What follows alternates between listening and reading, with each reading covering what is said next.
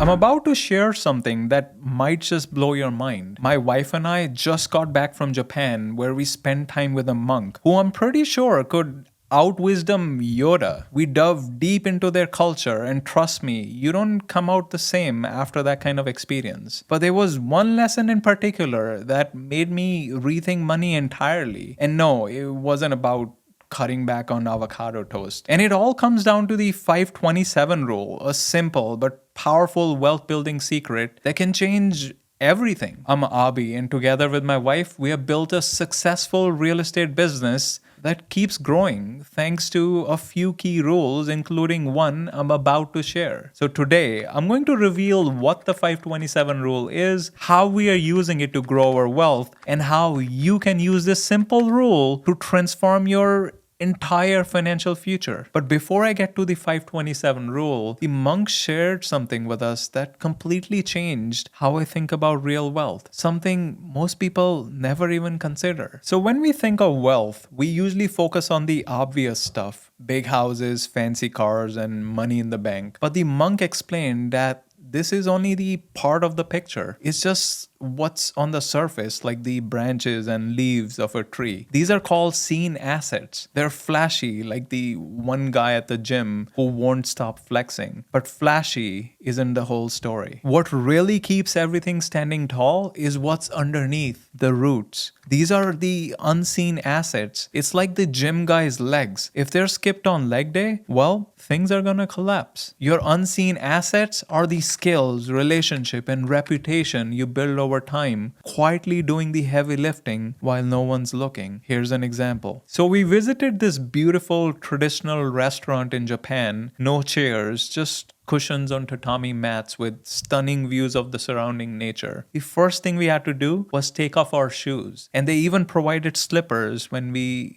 needed to use the bathroom. Every detail reflected care and respect. The staff knelt down to take our order, bowing with every interaction, showing a level of humility and service that felt completely different from what you would experience in a typical US restaurant. It wasn't just about quick service or flashy hospitality. It was about building genuine trust. These staffs focus on subtle gestures like the act of bowing, kneeling, and carefully remembering each guest's preferences created a deep connection. They weren't just serving a meal, they were honoring a relationship. And that kind of attention, it builds loyalty that keeps customers coming back, turning one-time visitors into lifelong supporters. But what if I told you that there's an even bigger benefit to focusing on the unseen assets, the kind that could make you wealthier than Elon Musk? Okay, maybe not Elon Musk, but you get the point. So you start by tracking your unseen assets, just like I learned from the monk. Take note of every relationship you nurture, every person you help, and every skill you develop. Think of it like keeping a log of all the roots you're planting. You might not see immediate results, but over time, these roots will start to grow. And trust me, when you focus on these, you'll realize you're wealthier than you thought. But here's where it